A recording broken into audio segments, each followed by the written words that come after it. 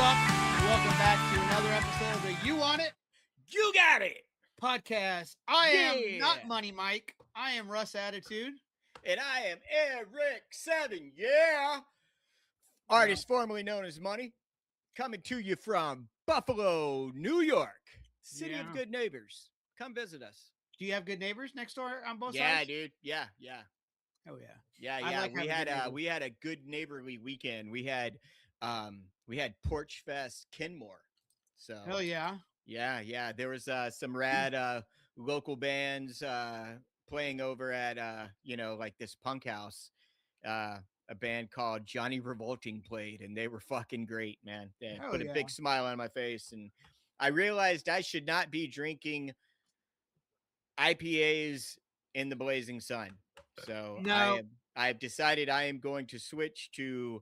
I'm going to go get a 12-pack of Pacifico, and I will be sipping on Mexican lagers for the rest of the summer. Yeah. I really like these port shows that are happening now. It's like they're everywhere, Nashville has them. Clarksville has one too, but they do it in a backyard. It's kind of similar, but they do it in the backyard. Yeah. I think it's really cool. I mean, it brings people together. That's what dude. We need. I mean, it was fucking rad. Everyone. I mean, City of Buffalo, dude. It's summertime. Everybody's getting out. It doesn't matter what the fuck's going on. Everyone's outside their house. I mean, they set up TVs outside in their garage. I mean, they spend as much time outside as possible. So learning that, being a Buffalonian now myself. So I mean, it's just an excuse to get outside and day drink, or, have yourself a non-alcoholic beverage. But do you really need an excuse? No. Just drink whenever. Yeah, for sure. Dude, when I was out in Cali last week, they have delivery services and shit, so I was getting my weed delivered to me and stuff. And call Mr. Nice Guy. $70 less than me the 8 days I was there. So I bought $70 worth of goods, and because I got $20 off, so it was like $90. Shit. Nice. First time buyer. $20 off. So got some gummies, got a vape, and I got an 8-ounce 100 milligram beverage that fucked me up beyond because it was like Monday. I was leaving Tuesday. I was trying to eat what I could and get rid of what I could. So I was just like fucking comatose. But I got to smoke with my oldest sister. I got to smoke with one of my younger brothers. So that was rad. Cool. Yeah, man. I had a good time. Yeah, dude. Yeah. But it's just cannabis, man. It's basically tobacco, but for some odd reason, it has a big red cross on it. Depends on where you live, though. Yeah. I know. I mean, you live in a lot of what's it like? Maybe 8 states that have legalized it, if that. Yeah, New York's one of them. I know that. Yeah. So Colorado, everybody needs to follow suit what Colorado did. Colorado did it, and then California did it, which is funny because you would think California would have been the first, but it was not. For sure. Colorado, and then I think Texas was after California, and then But no, obviously the Bible Belt will never see it here. There is a spot in Kentucky, in Oak Grove, that's a shop, so there's not one too far away. Yeah. Well, I guess until as far as the South goes, until Cracker Barrel gets on the on the train and they start offering it in the old country stores, Well, I mean, Peepaw's grass, just can I get an 1/8 of that Peepaw's grass and let me get some of that Memal sativa. Well, a couple, 2 or 3 years ago, they was it 2 or 3 years ago they started selling alcohol in Cracker Barrel. So right, yeah. So it don't, baby steps. Yeah. All right, 2030. Yeah. 2030. Yeah, I mean, what we need to, we'll have a new football arena in Nashville. We'll have this. Well, no, that opens next year, but they'll have the Super Bowl in Nashville in 2030. Wow, that's crazy, man. Yeah, it's funny because it's a smaller stadium than what we have now. That's nuts. Yeah. I drove by it the other day when I was back home, and dude, it's just fucking surreal, man. Yeah. The way the upper levels are, they're closer to the field than any other seat. So instead of being outward, they moved them inward. So when you're like in the field, kind of. Dude, there's gonna be so many people that fall. There need people to fall already, Yeah, but I fall just thinking about it. That's crazy. yeah. I remember going to Bridgestone and I saw Prince there one time, and I was up in the very nosebleed. I felt like I was doing like this because it was like you're up against that wall, but you just feel like you're like, holy shit. Yeah, That's dude, that's what the sphere probably feels like. Yeah. That was the same for me and Nat and Rob when we went to see ACDC at Bridgestone on the Black Ice tour.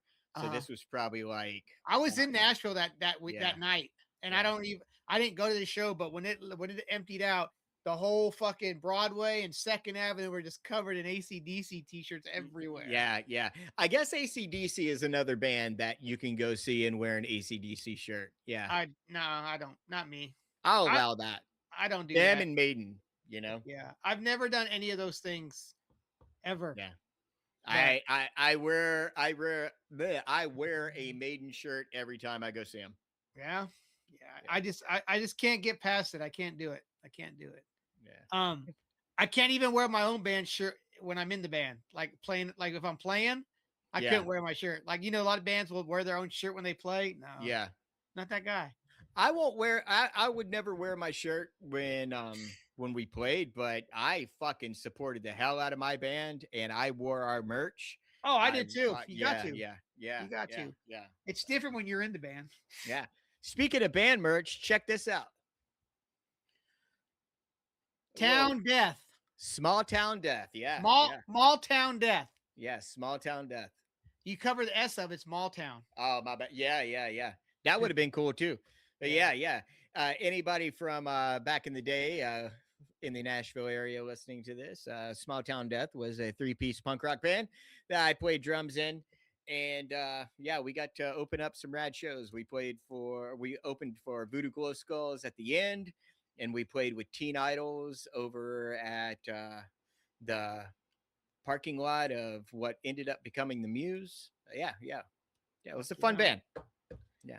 Unfortunately, we have nothing online. So I can't remember who I was. Oh, I was listening to an episode with a buddy of mine from the band Shun, and their bass player's mom kept every piece of merch that they ever made. That's every awesome. Flyer, every fucking CD, and I was like, man, that's pretty fucking epic when your parent will say, like, wants to hold on to everything. I don't have shit from fucking back in the day hardly. Like I got a CD and I got a couple shirts, but I don't have all the shirts. Yeah. But anyway, so when I was out in California, I was trying to get some good lunch somewhere. But you know what I didn't have? A California burrito? No, I didn't have a lunchbox. Oh! Do you have one? Dude, I got one down here. It's this G.I. Joe lunchbox. Yeah. I bet you just a moment to like soak in these graphics, man. That's when I knew Snake Eyes was the coolest one. Yeah, dude, totally. Yeah. So did you hear that they're finally going to be doing the live action G.I. Joe Transformers movie? I hope it's cool. It's going to be cool, man. All the Transformers were dope. I just got done watching all of them again. Nice. The G.I. Joe movies were great. I enjoyed those. But dude, let's see what's in the lunchbox. What you got? We got Boba Fett. Does he have the spring loaded bag? No. Me and my brother never got that one. And then I got the guard from Jabba's lair. Yeah. Yeah, he was one of my favorite ones for some odd reason when I was like in second grade when Jedi came out. But yeah, still got this guy. I got his axe. I was saying, where's the axe at? Yeah. I don't think lunchbox, but hey. We got Boba Fett and the son of Miss Piggy and Kermit the Frog. I have some old figures from the 70s and 80s. I need to bring them out. Yeah, dude. Break them out. No, that's cool, man. That's what's in the lunchbox there. That's what's in the lunchbox. Come back to episode 108 to see what's in the lunchbox. Yeah. I think your lunchbox is probably running out there, isn't it? Yeah, dude, I'm running out of cool shit. So, and I don't want to be fake and just like put like cool stuff in there. So, oh, hold on a second. It's a cell phone. Yeah, exactly. Yeah. It's $100 bill. Yeah. I would be excited if I seen one of those. I got this pin. Yeah. I don't have. Oh, I got one too. Nice. Yeah. Thanks, law firm. I'm stealing. That's where when I worked at the when I was working at, well, I still work in the restaurant, but I always have Sharpies or pens and shit. Dude, that's what I miss about Kinko's, man, is Sharpies.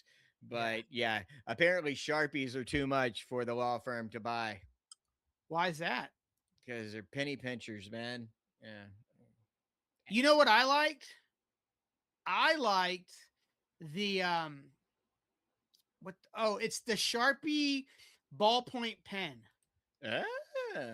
Those are pretty dope. I really enjoyed those. Those are cool. They got the little clicker on it, and they write. They write like the gel pens.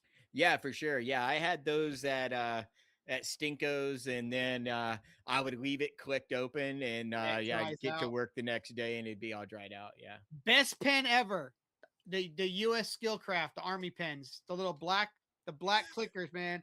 Yeah. I had one of those pens every school year until, nice. I always had them because my dad would just bring them home, you know. But now they're not the same. You order them online, they don't look the same. Yeah. Hey, I got a question for you. Well, you're gonna have a question for me. I got this magic 8-ball here. Okay? Oh yeah. Give me a question to ask the 8-ball. Man. Great question. Let's see what it says. And it says, I can't read it because it's dark in here. It says, you may rely on it. Nice. So, fantastic. That's what you wanted to know. You want to know if you can rely on it. Yeah. My question for you real fast about those pens. Did you ever like open them up and then make a gun? Yeah. Dude, that shit would fly across. Yeah, I mean, you could have put a kid's eye out with one of those, man. You know what you got real bad is when you took it and you put toothpicks inside there and then you shoot them. Never did that one. You shouldn't. I did the piece of the pin, you know, that would be the projectile. So. Another one too, you take like a little spit wad and put it in there. But it sucked because every time you shot it, your whole pen fell apart and you got to fucking find the pieces again. Right. Yeah. So you're like, you know, reloading a musket, you know, now we know what those came up with that. Who was the first person that did that? That's what I want to know. I think somebody did it. It was O'Doyle, I think. Yeah. Well, he don't fucking rule. It was one of the O'Doyles for sure. Why do I look like when I did the magic 8-ball? I feel like I turned a different color. Weird. You are freaking out, man. Yeah, bro. Yeah, I was freaking out when I was in Cali, but I ate a lot of fucking food, and I'm fasting because I gained like 10 pounds. But it's okay. I'm not fat. I'm big bone. Yeah, it was a good time though. Good time. A lot of good family quality time. The hung out family I never hung out with before, so that was good. Word. But well, without any further ado, we have some guests today. Yeah. We have Chemical X. Why did I say it like that? I don't know. Chemical X. Chemical X. That's what somebody would say. All right, guys, the next band that we're bringing to the stage, they don't need no introductions. I give you Chemical X. And then they're like, down. Yeah. That's episode 107. Why did like metal bands, some metal bands will do that. This next song is called Cradle Death. And then they're like, then they don't even sing like that, you know? Yeah. This next song is called. But yeah. Go to bed. Yeah. Go to bed. Yeah. But yeah, Chemical X, good, man. I liked it. They got I made a playlist with all their albums in it so I could just listen to them all. Yeah. And it was like 41 songs and it was like an hour and 7 minutes. Hell yeah. I'm like, fuck yeah. It's like 8-minute abs, you know, bro. So, yeah. I don't even know what the fuck those are. I don't even know what an ab is. I don't think I've ever seen an ab on me before. Matter of fact, I got protection around my abs, you know. So. But anyway, Eric. Yes, sir. Without any further ado, we give you Chemical X.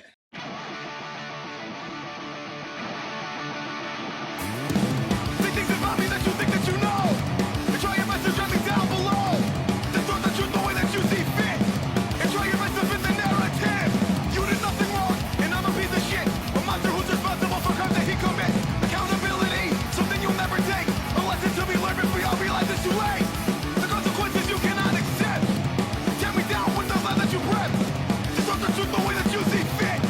And try your best to fit the narrative.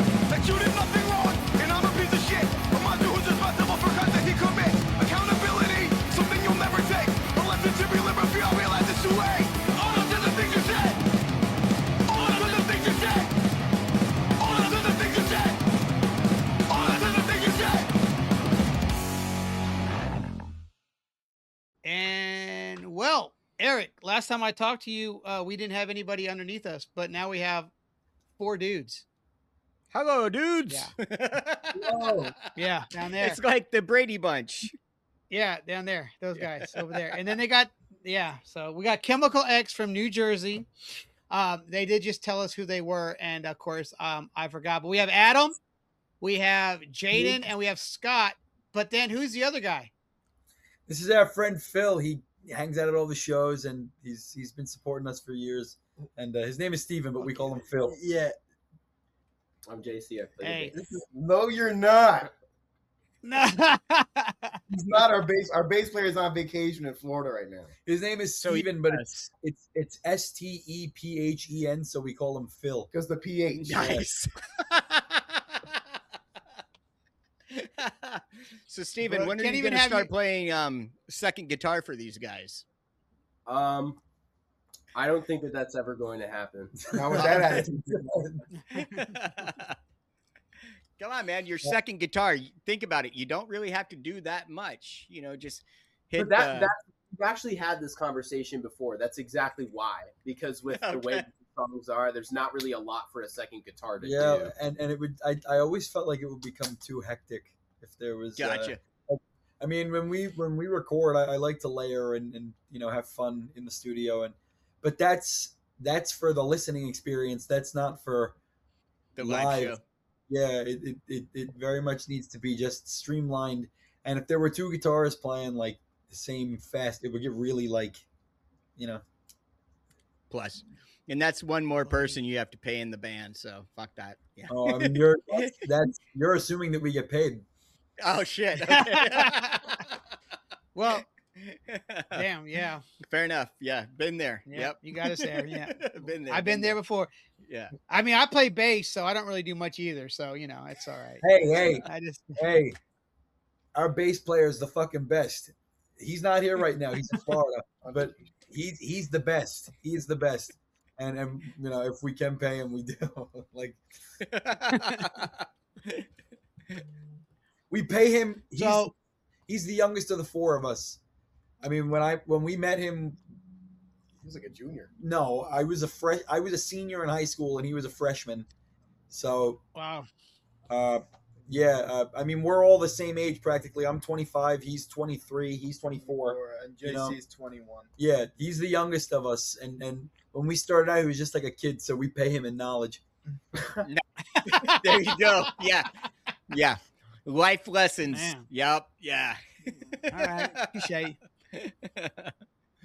So, Jaden and Scott, you guys are brothers. So have you guys played music together your whole life, or just for this band here? Yeah, pretty much. Like, it's been a long time at this point, but for as long as we could remember, we've been jamming together. You know what it was? I started playing. My dad my mom, my dad bought us a nice drum set, like an old vintage Slingerland drum set from the late 60s. And it was just kind of sitting in our bedroom when we were kids. Look, you can see it. It's right over there. Holy shit. Yeah. Nice. It was sitting in our bedroom, and one day I came home and I was like, and that would be cool, right? So I just learned how to play. And then my neighbor gave me a guitar, and he started playing drums, and that was it. Yeah, I didn't want to I saw him playing, and I was like, man, because I was really into video games at the time. I mean, I was just a kid, but I was like, you know what? Maybe I should try to learn this skill, and we'll see where it goes. And it's been like 13, 14 years since then or something. I don't know. It's been a long time. I've been playing for more than half my life. I'm 25. I started playing when I was 12. Wow. Yeah, so more than half my life at this point, and he started playing right after I did, just about. So maybe like a year later. So it all ended up working out because we always kind of thought in the same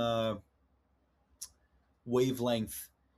Whatever it was that we wanted to do, we were on the same page about. So it never really. I don't know, I'm rambling about it, but that's how I feel about all these guys. I mean, Adam. Yeah, we grew up together. Yeah. I mean, we're from Little Ferry. He's from Yeah, but he's from Little Ferry too. We grew up like a 5-minute walk from each other, but just never really we had no put idea. it together. We never didn't know until after I moved. So we were always connected in some sort of way. And JC was just the final piece of the puzzle, and we've been together since late 2020, and now it's 2026, and we've kind of grown up together, and we've grown as musicians together, and now we're going on tours together, and we just hope to be able to take it all the way, and we're glad that people are. I mean, we have some fans across the country. We've gone out a couple of times now, and we're about to go out in a week. We leave for our next tour, so. We're looking forward to it. Yeah, dude. That's what's up, man. I mean, fuck, yeah. Got the passion, got the drive, you got the brotherhood. Put it in a fucking van and just fucking go, man. That's what's up. Exactly. Well, we all know each other so well that it's obviously he's my brother, so we grew up together. But we all know each other so well that it's as cliche as this may sound, family argue, sometimes family doesn't come back together, but I think we all know what we can and can't say to each other, and we're all you know what I mean? I love them, Even though every now and then I'll get excited and say something to piss somebody off, and but that's fun. Yeah, you got to keep it fresh. Yeah. I mean, being in a band with 4 dudes, it's like being in a relationship with 4 dudes. You know what I'm saying? It's like you guys got to get along. You don't want to piss somebody off. It happens. It's like like I said, like a relationship. You got to kiss and make up. But if there's no issues ever, it's not going to be fun. You know what I'm saying? So, I do see that you guys are starting out next week or is it next week or the week after next in Kentucky, right? Yeah, it's next week. The first date's in Newport, Kentucky. I think it's a week from today. Yeah, well, it's a week from tomorrow, Wow. technically Wednesday. Nice. All right. Yeah. Yeah. You guys are going. I mean, you guys got some dates here. I mean, you guys are going from the 8th to the 8th. You guys are ending it a month later in Jersey, or in Jersey. So I mean, are you guys going by yourselves? Are you taking somebody with you? Just us. Yeah, just us. It's just gonna be Just us. you? I mean, usually, first time we ever did a month across the U.S., we picked up our photographer friend. His name is Kevin Chica. Everything that you see on our page, for the most part, is taken by him. All the photos that we use on the albums are taken by him. And he came with us. We picked him up in. It was Phoenix. Yeah, we picked him up in Phoenix. He stayed with us that night. Drove all the way up California with him. So that was 5 shows. Yeah, plus the Phoenix show. Hell yeah! So he stayed with us. He stayed with us for a week. We're doing that again this time around. I think he's gonna stay a little longer, just because. Not only is it fun, but it's I think for all of us, for what we're trying to do, it's such good experience. There are a lot of bands, I think, and I'm not throwing shade to anybody, but there are a lot of bands that I think are sort of waiting for their moment. That Oh, yeah, somebody's yeah. yeah, we'll throw you on the road. And it's like, while that does happen, it's not going to happen Yeah. for everybody, and it never Yeah. happened for us. And there are people that want to see us, but we're going to put ourselves out there. But yeah, to answer your question, yeah, no, we don't really. We're kind of traveling by ourselves most of the time, but sometimes people will come out, like. But as far as bringing bands out, usually yeah, it's just us. Yep. I remember when Pete sent me your guys' album when it came out, and he was like, "Dude, check these guys out." And I told Eric about it, and I told him I listened to that album probably like 100 times in like 3 days. It's like I fucking just like went off and listened to it over and over and over. But I put everything you guys had, all your 2 albums and then the EPs, in a playlist, right? So I could have everything to listen to. It was like 40 songs for like an hour and 10 minutes. And I'm like, man, just straight to the fucking point, which is what's up. I mean, you guys can go out and play everything, and it's not even an hour and 10 minutes. It's like, that's wild. But where do you, I know this is gonna be a cheesy question because you guys probably heard it before, but your lyrics, I mean, what inspires your lyrics? Stuff we experience, like live through and have to deal with, and things like those things we see around us. And I mean, just like how we're feeling at like certain times of like, the month. I mean, like personally, like my emotional state goes into like what I write about, obviously on top of like let's say breakups on this album, and just, it's, one thing that I always say about the songs and their lyrics specifically is that, I mean, we've been playing music together for years and years. So you put a song like Thieves that was written when I think I was 17 and he was 16. So I was like 15. Yeah.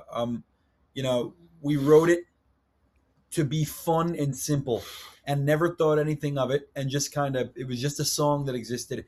All the early songs, those are mindsets that we'll never have again. We're not going to be those guys again, but I always feel like that kind of stuff is so genuine because it's a product of its time, and I don't mean like production wise, I just mean like the lyrics.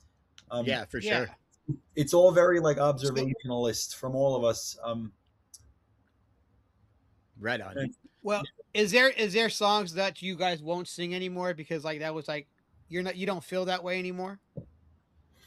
No, not really. No, I mean, there are songs that we don't play purely because we have stronger songs now. Yeah, and there's only so many songs for sure that fit into a live set. Yeah, and also I think it's just more of a when like kind of ties on to having stronger stuff. It's like the whole idea of the band from the beginning was to be like firing off on all cylinders for 20 minutes every night.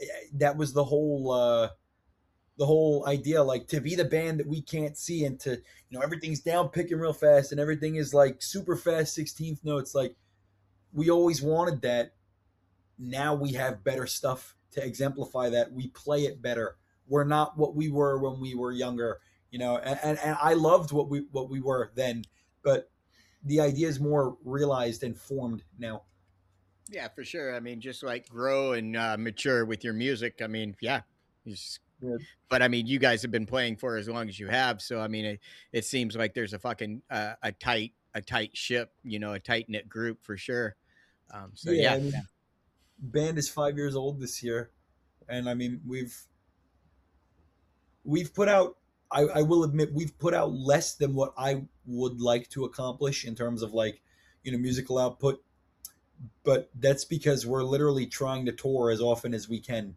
And it's like, I don't want to put something out that's not substantial. I want everything that we do to be, I'm sure you've heard this a million times before, but I really want everything to be a musical growth up from the last thing that we put out. And I think that the album that we just put out, Is This Tomorrow, is it's so much more of a cohesive piece of media that you could enjoy, than our last album, which I thought was great, but it's so much more formed and refined, like we knew what we wanted to do, like obviously when we started writing the album, we probably wrote it in 6 months in between tours, and then we went in and we recorded it in January of this year, and it came out a week and a half ago. So those 12 songs, okay, which one of those is your oldest song? Oh man, could it be? What could it be? Maybe Better Man, or like. No, because I remember that one. Well, you know what it is. It might be. Is it Own Up to It? No. Well, those songs on this new album, there are a lot of phrases and ideas that were written years ago that never were used because at the time I couldn't come up with, or we couldn't come up with anything that I was satisfied with or that they were satisfied with.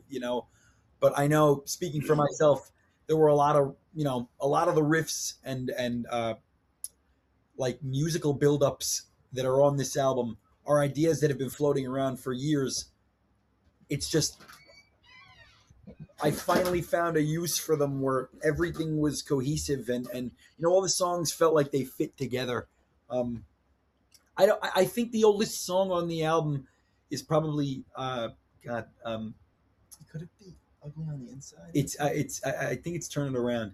Turn It Around Turn It Around is the first song that I wrote for the album, which I think makes it the oldest song on the album because I mean we wrote the album like liminally, like it wasn't like it was like we didn't really have anything in the tank that I felt was substantial enough because the whole idea of this record was to, like I said, one up ourselves, but we're one upping ourselves purely in speed and dynamics and chord progressions of like it all goes hand in hand. But I think that's the oldest one. Turn It Around.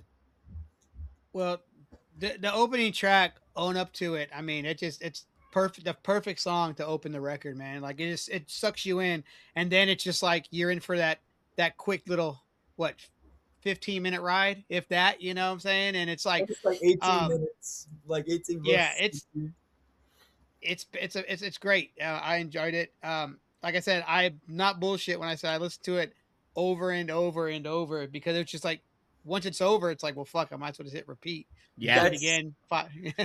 Yeah. I remember that day at work because, I'd be like, we text each other while at work because we hate our jobs.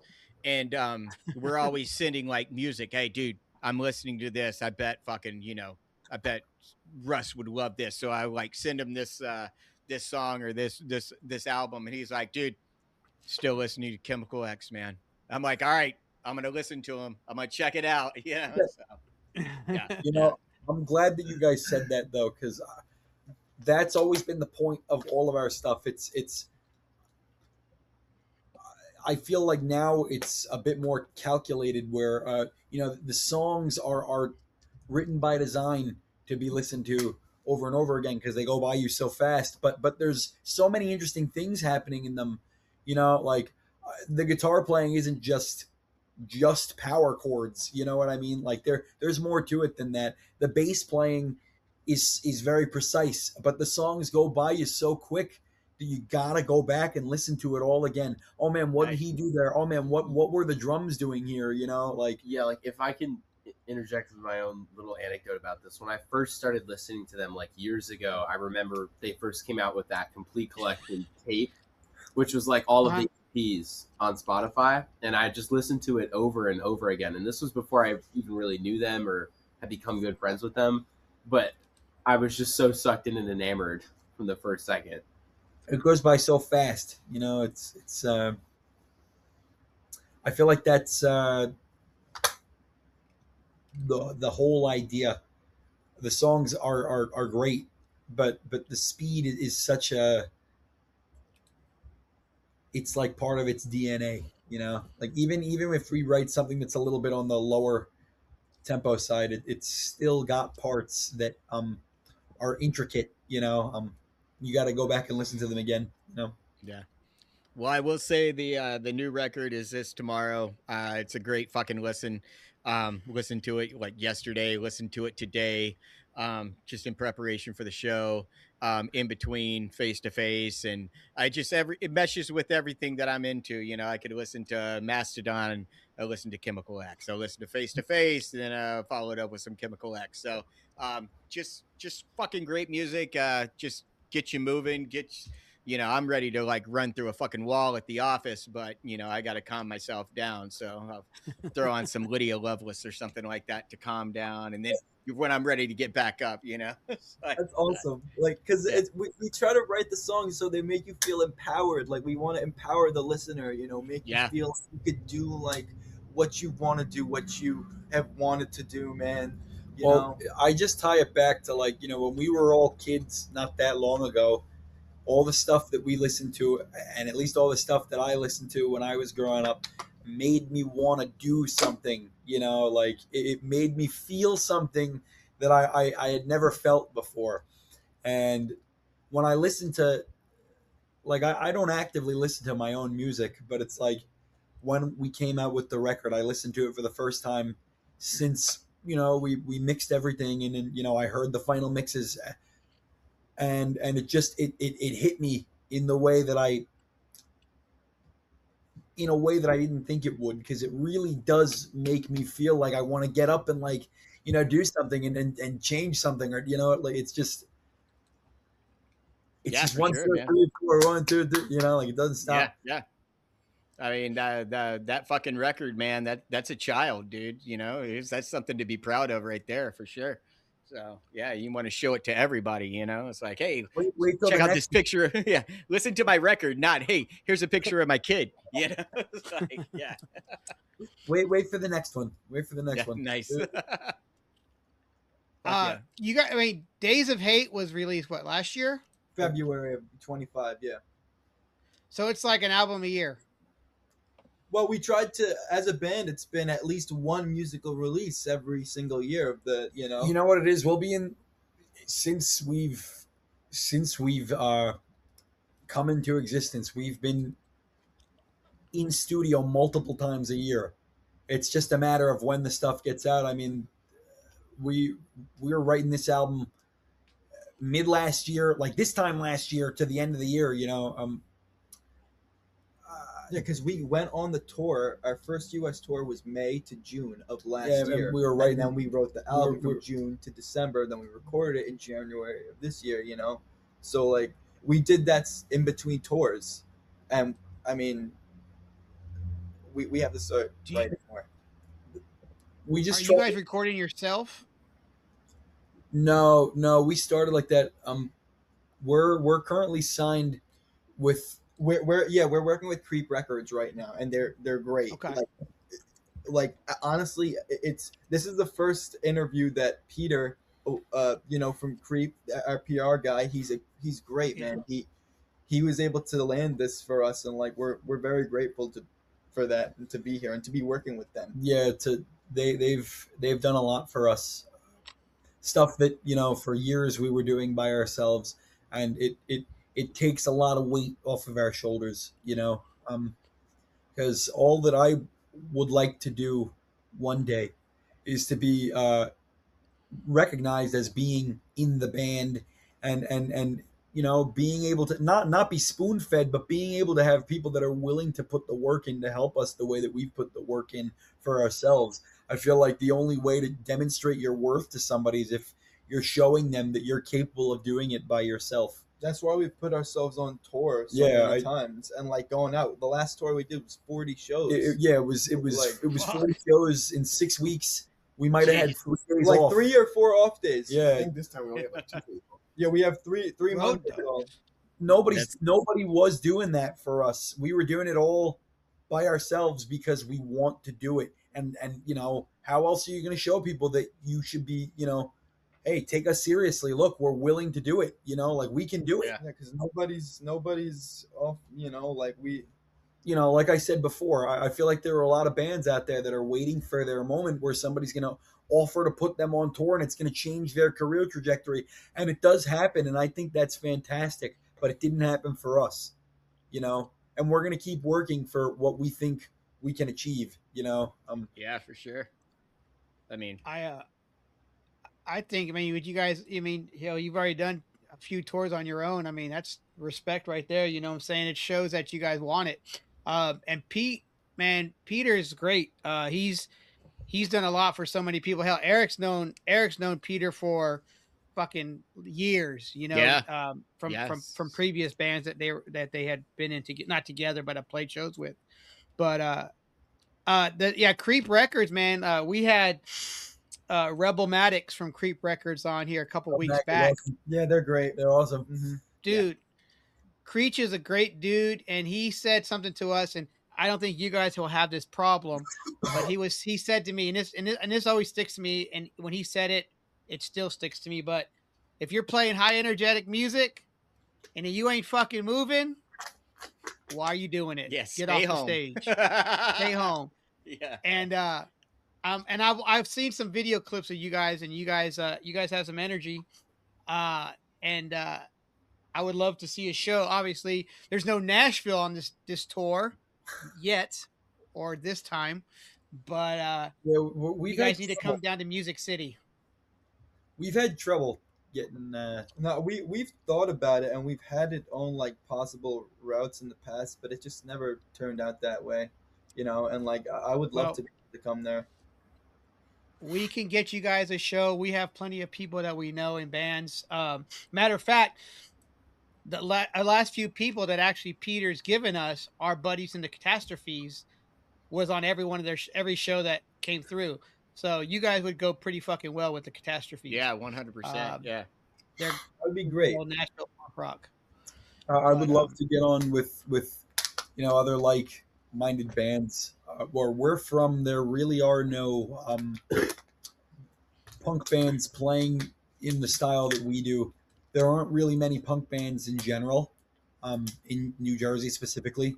That it just makes it harder for us because there's not really a market for it where we're from. And not that there's not a market for it, because there are people that want to hear it, but there are just no bands really playing it, And when I say no bands, I specifically mean bands that are doing stuff in the style that we're doing it in. Like, I could think of School Drugs. I could think of them. Incendiary Device. There's not really that many, and it makes it for us. Jersey has a lot of hardcore bands, right? There's a lot of hardcore bands in Jersey. Yep. Incendiary Device, they'll be on next week. Good. I can't wait for that one. Nice. Have you guys played with those dudes? Those guys are all really cool. We just played Punk Island with them. Yeah, they're very good guys. We were on Drew and Will's stage. Nice. For the room stage. But yeah, they're always super cool to us, and like we're label mates now. Yep. So nice. Will's good dudes. Will's a good dude, man. Will is great. Yeah, I mean, like that whole team, man, like they're great. What's Will in like fucking 4 bands right now? I mean, he's in all kinds of fucking bands. It's like he's got some badass guitars, dude. Yeah. He was in Nashville 2 or 3 weeks back with Neck Scars, and was not able to make it, which I'm kind of bummed about. But the show seemed to have gone pretty well. I've seen some footage from it. So Creep Records, like, what are they doing for you guys? Are they just putting out your stuff? Are they helping you guys book tours, or is that just what Pete's doing, or what? Well, so Creep is helping us get our music heard and getting it, they're getting physical copies made up for us. And I mean, they've helped us a ton. I mean, Eric, produced, mixed, mastered our album. We wouldn't have it if it wasn't for him. We're working with Getting the Van Booking. It's a booking company. They're really cool. They're helping us put together a tour for like the November time, I believe. And Peter he's working, through Creep. He's our PR guy as of very recently. And he's great. Like, I've listened to his band Protagonist too. He showed me them. You know, like he's just a solid guy, and like we've got a great team now that we'd never had before. We didn't have like only a couple months ago, so it's cool to be able to, Yeah, I mean we're very fortunate, because I know a lot of people that have been playing music just as long as I have that are artists that deserve the same exposure that we have kind of been getting lately, and by any means, we're not like huge, but having people like Creep and Tim from Fameless Records, um, like they believe in what we're doing and they make it possible for us to do what we want to do, which is to be heard and to be able to like actually represent ourselves physically, like on vinyl and on CD and on cassette. And like people really, people want that stuff more than ever now. And I love being able to sell my own album on vinyl, and that's thanks to them. So, Yeah. I mean, at the end of the day, when you're in a band, that's your fucking dream, is to have your shit on on vinyl. It's like you got to have it on vinyl. And if I couldn't get vinyl, I settled for cassette. Give me something. I don't CDs. For sure. Those are a dime a dozen. But give me a cassette or a 12-inch or a 7-inch. I'll be happy. But no, so Fameless. You guys were with them for a while, right? And then they released everything up until this current album, right? Yeah, we met Tim from Fameless probably like 2023. We were playing a show in Trenton at the Mill Hill basement. I remember he might have been drinking a little, and he had asked me if I wanted to work with him, and I was like, yeah, man, but I didn't think that he meant it, like. Because he was drinking a little bit, we've been told that before, and then he reached out to me, I think the next day, and asked if we wanted to put out a compilation record, which is what we did. All the stuff that we had out up to that point, and then we released Days of Hate through him. I always thought that was great, like. It was so cool, like perfect time for it too, like we're gonna put out another record with Fameless too. Yeah. At the end of this year, with DCPC. Yep. Oh, that the live one? Is that like a live album? Yeah, the live album. It's fantastic. Yeah, it's coming out in like September, October. It is fantastic. Like I don't mean to yank our own dicks, but like it is great. No, it came out great. The raw guitar tones from the show themselves were so massive, and it was so energetic, and I mean, like, we just happened to be playing to a pretty decently filled room, and it just I didn't know we were getting recorded. They didn't know we were getting recorded. No. We set it up. We talked. Scott from DCPC was able to, because we were at Will's Pub in Orlando. It was our first time there, and he was able to arrange a live recording for us. And it came out great, and I'm just happy that we're able to release it on top of what we just put out. Like that's a good year for us in my book. Yep. Yeah, for sure. I'm happy that we're able to keep coming out with. I mean, we also released.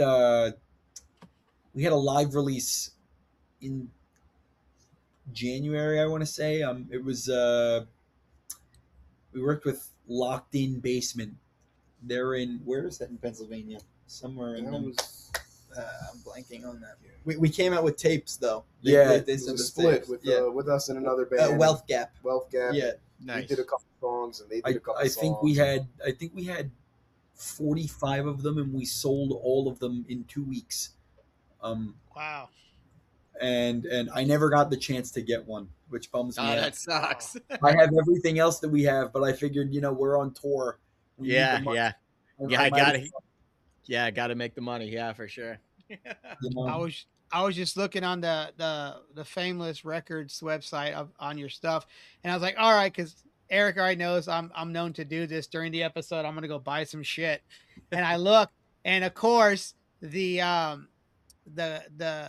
complete collection CD is sold out. and then the cassette sold out. So I'm like, well, I was gonna buy it, but We I just guess I got can't the now. LP again. We Yeah, just got the LP The again. vinyls are we have them now. Oh yeah, okay. Yeah, All right. we hadn't had the actual vinyl album in probably like 2 years. So how many different vinyl do you have out? We've got the complete collection, the original run. And then we have Days of Hate. Yeah, Days of Hate. And- I believe the complete collection was less than 200 copies.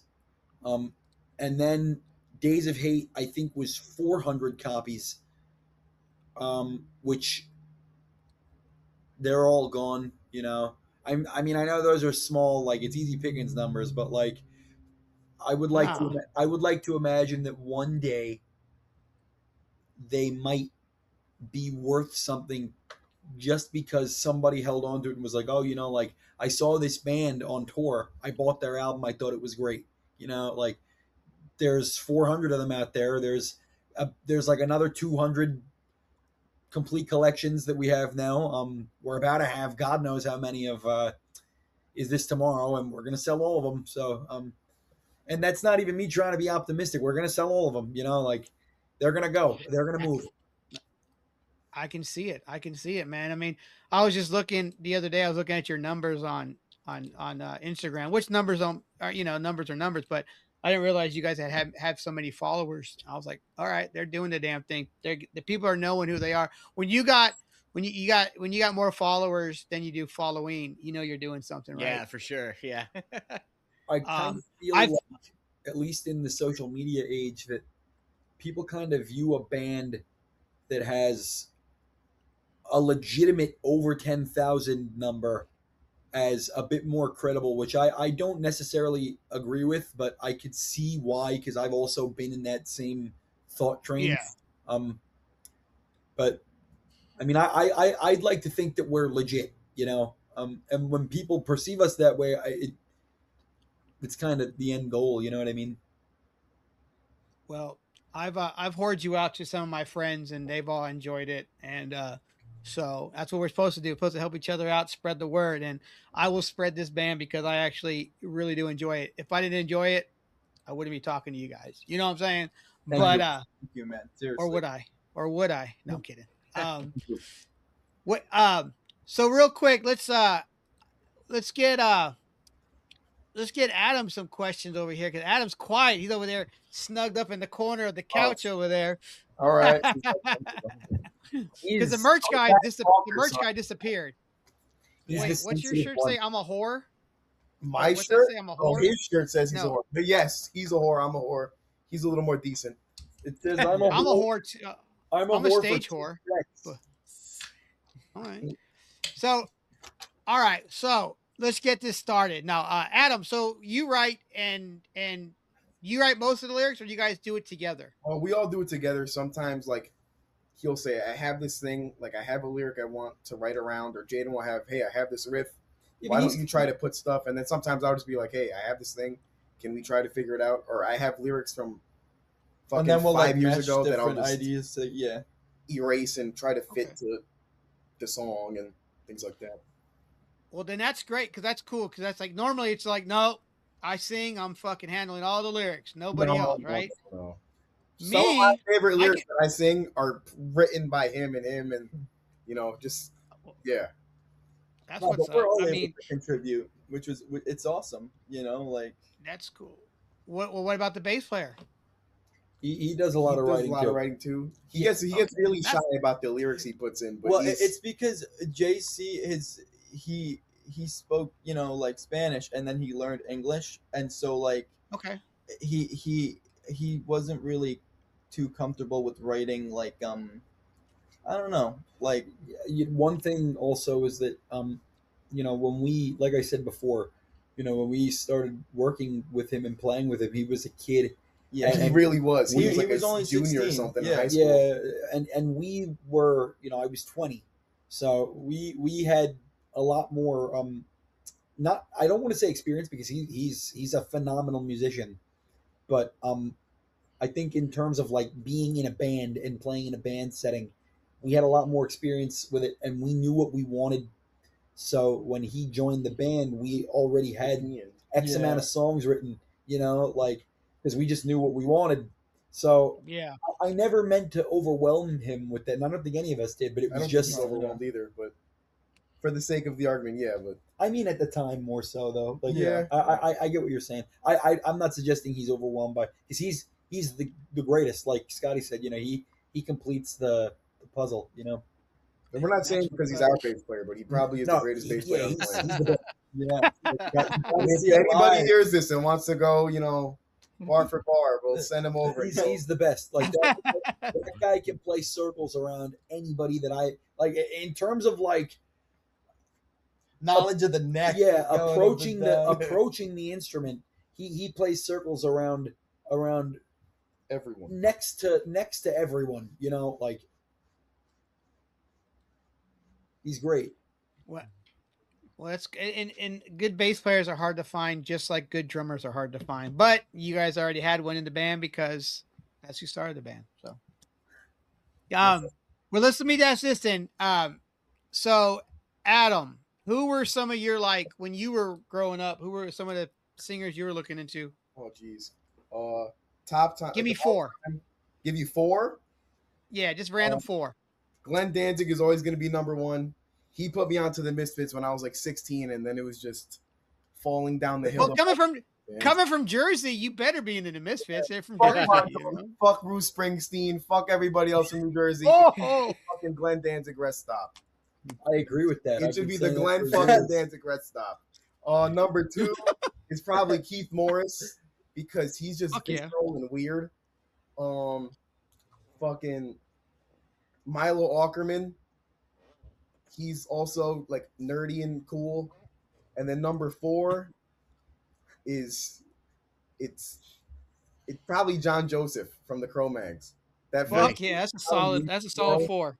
That was really like, that sounds fucking, that's like, that album cover looks how I imagined it sounding.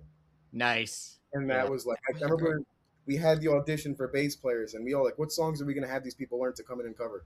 And I was like, I don't care what people like don't learn, they have to know this song. If they don't, they're not coming in. They're not in the band. And JC came in and he was like, you want to do Malfunction? And I was like, you learn Malfunction?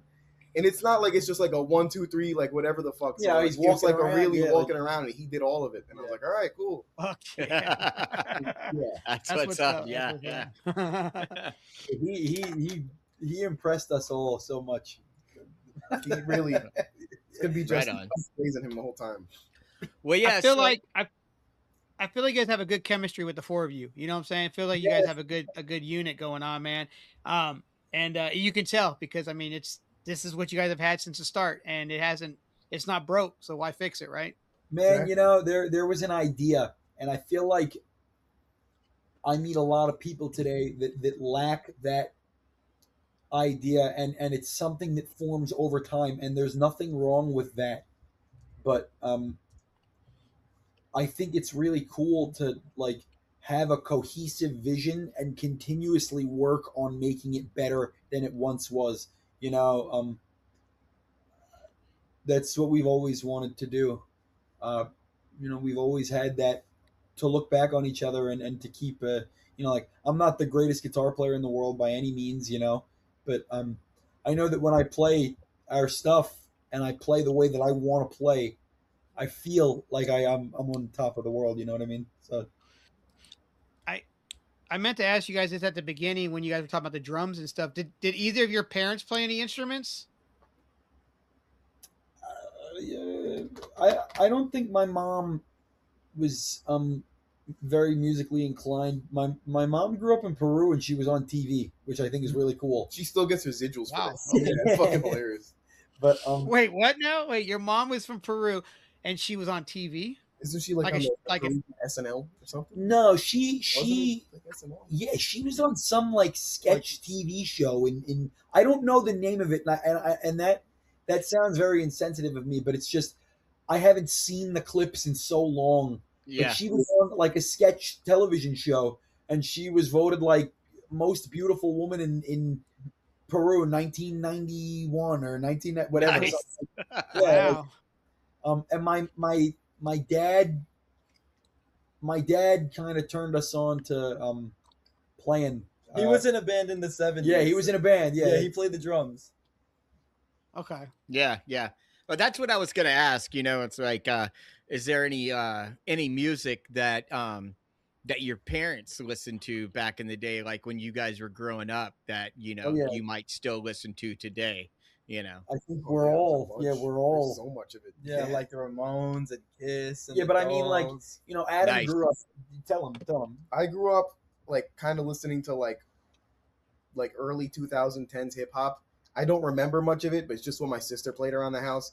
I grew up listening to Hispanic music. My dad would play like all sorts of shit. So like it would go from like Guns N' Roses to salsa to all over the place, and then yeah. I mean, literally everything. So when we were That's growing up, when we were growing up, my mom, you know, obviously when you're a little kid, you spend, I think, when your dad is working, and if your mom is home from work or vice versa, you know, you spend a lot of time with each parent.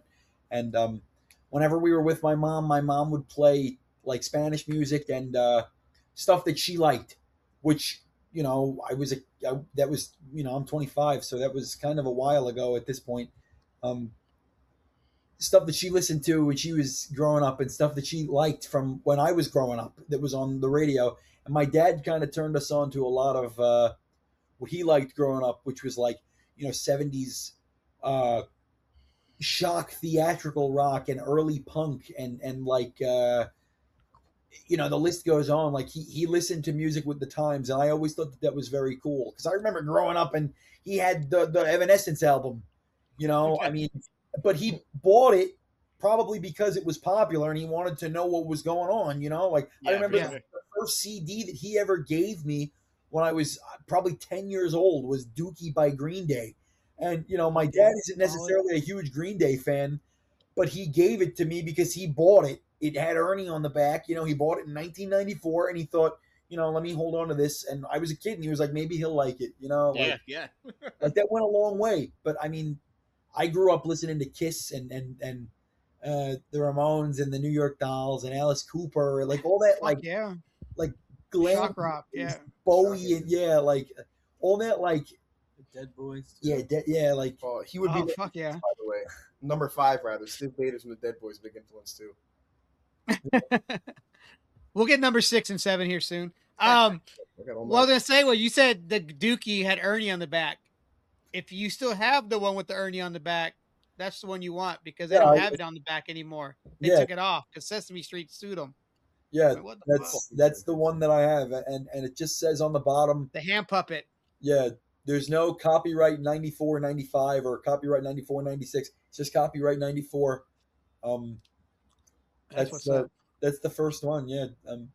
Well, you said your dad was like playing music in the set. How old is your father? He's 63. Yeah.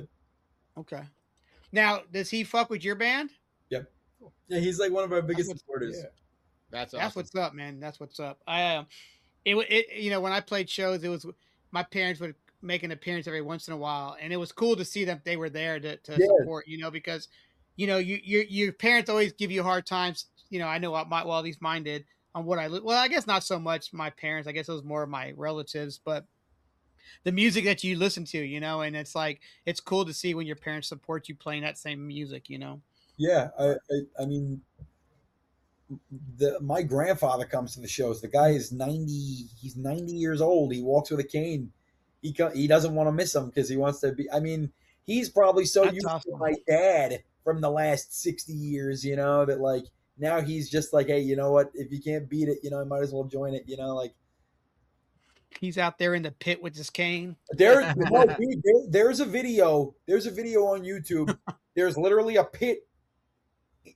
And he's like up in the corner by the stage, and there's all these dudes bigger than him, like, you know, fending him off from like the pit, and he was just standing there having a good time and smiling. Like, it's that's totally awesome. Crazy, and I you know, I don't want him to do it anymore, but it's pretty cool. We're never gonna tell him no. Yeah, yeah.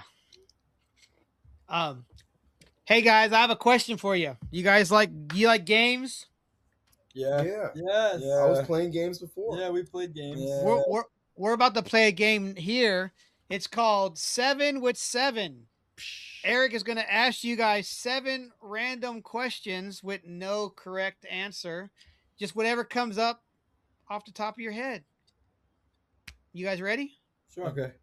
All right. He'll be gentle. He'll be Yeah, gentle. yeah. All right, so We're gonna start like, off in an order. Like I'll go and then you go and then he goes. Yeah. Okay, All right, cool. yeah. You guys can do that. That's good. Or if And then anybody wants to chime in on the question, by all means, let's do it.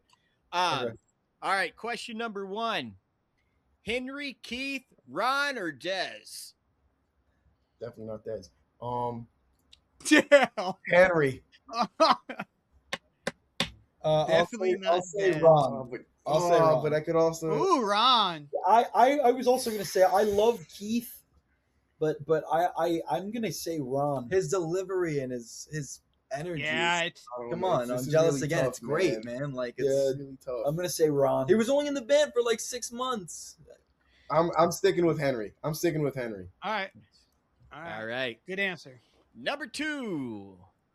Favorite sitcom? Oh, dude, fucking Big Bang Theory, dog. Yeah, Big Bang Theory. Yes. I like Seinfeld. No, but that's all. Yeah, Ah, good. I like That's Seinfeld good. and Curb Your Enthusiasm, but probably Seinfeld. All right. Nice. Right Good on, answers. right on. Always Sunny too, you know. But Yeah. There's only one answer. yeah. These are It's, tough questions. mine is Seinfeld. Nice. I'm sticking with mine. All right, cool. Question number 3. Chemical X can do a cover set of one band. Oh, dude. What band is that going to That's a be? good one. It's probably gonna be the Descendants. Okay. I'll say That'd be Black Flag. I'll say to keep it because I would have said Descendants, but he said it, so I'll say Black Flag. We did the Misfits. We did the Misfits once we went all out. You know, we had Devil Ox and Spikes. And, yeah, That's what's up. it That was was living great. the dream. It was great. I as much as I would say them, I probably I would love to do a Black Flag cover set, but specifically because we're doing those songs justice and we're playing the songs the way that they intended them to be played. There's no like pussying out in the instrumental department. We're going all out, you know. Like Nice. That's All what's right. up. All right, doing my research, looking at a couple of pictures on the old Instagram. I saw a couple of Kiss T-shirts. So, what would be the favorite? Who is your favorite member of Kiss? You two go first. No, he's going, but you can't break the fucking order. It's really tough because as like a front man, it's got to be Gene or Paul, but as a guy who likes guitars, it's got to be Ace. So it's Right. like Ace. it's Ace. I'll say Pete. it's Because I'm Pete, Ace. come on, it's got to be Pete. Yeah. I've got a forest green drum set, Pearl Export over here. I That's learned how to play, badass. Yeah. I learned how to play drums because I grew up as a member of the Kiss Army. Born in 1975. My brother was born in 70, so he was like rolling his record player over to my crib and my playpen and spinning like Kiss records to me. So yeah, I wanted to be Peter Criss. That's why I learned how to play drums. Yeah. Me too. And it was so graspable for like I don't know, like I mean, man, like Peter Chris's drumming, like on the first But not record, even just Peter Chris's drumming. The whole band is so graspable to somebody who's trying to develop their musical. I mean, like I can very successfully say, like without any shame, might I add, that I learned how to play with them. yeah, like Nice. I learned Yeah. how to, Yeah. you know, like and you know, everybody needs that experience. They're my favorite band. Kiss. When I say Kiss, I mean like you know what I'm talking about when I say I know what Kiss. you're Yeah. talking about. Like Yeah. that Kiss, you know, like that. You know, like, yeah, like early when they were, 70s yeah, Kiss. when they were young and they were awesome, you know, like Yeah. No, I mean, I took so much shit being a Kiss fan growing up. So, I mean, I stayed with them. I remember I was in the 3rd grade when fucking Lick It Up came out, and you know they took the makeup off, and I was so bummed. But the saving factor in that is like when Peter left and Eric Carr join the band. My first name's Eric, and I was like, holy shit, my favorite band, and there's somebody with my first name, So then I was like Eric Carr fan, and but both Peter and Eric could sing their asses off and play drums at the same time. Just That's what's. I mean, everybody guys have their gateway into music, and a lot of people, it is Kiss, because it's like I've heard people say, they saw Kiss and it was like a real life comic book come to life, Yeah. I mean, the Destroyer cover was just an epic cover as well. Yeah, people 100%. drew into that, Yeah, So. yeah. I mean, all right. The imagery when you're a kid. Sorry. Yeah. Just, no, you're good. No. All right. Everything. Back to the questions. Question number 5. Chemical X can do a beer jingle for what beer? I don't drink. I don't drink either. Yeah, I don't Okay. really drink beer. Chemical X can do a jingle for any product. Mick Ultra. What? I'm trying to think. That's a good question. What about like Trojan? You guys could do a soda. You don't guys use could those. do beef jerky, whatever. Like, what's Chemical X doing a jingle? Wait, for? hold on a second. I just heard you don't use those. Did somebody say condoms? That has two meanings. That has two meanings. You don't know that, but that has two meanings. It means that. Oh. Keep going, guys. What's the next question? I can't answer that. My mom listens to this. All right. Hey, Ma. Next question. All right, next question. Question number 6. Who in the band is each member of the Channel 4 news team from Anchorman? So who's Champ Bailey? Who's Brian Fantana? Who's Brick? Wow. And who's Ron? Damn. Somebody else has to answer this because I haven't seen Anchorman. All right, I'll be. I haven't seen it since I was like 12 years old. Yeah. Like, I think Rick. You said Rick. I want to be fucking. I want to be. What's his name? Will Ferrell. Will Ferrell. No, I want to be Steve Carell. That's who I want to be. Whoever Steve Carell is, that's who I want to be. Like, yeah, that was the weatherman. That was Brick Tamlin. So yeah, that's good. All right. Finishing it up with a recycled song or recycled question from last week, because I'm quite proud of this question myself.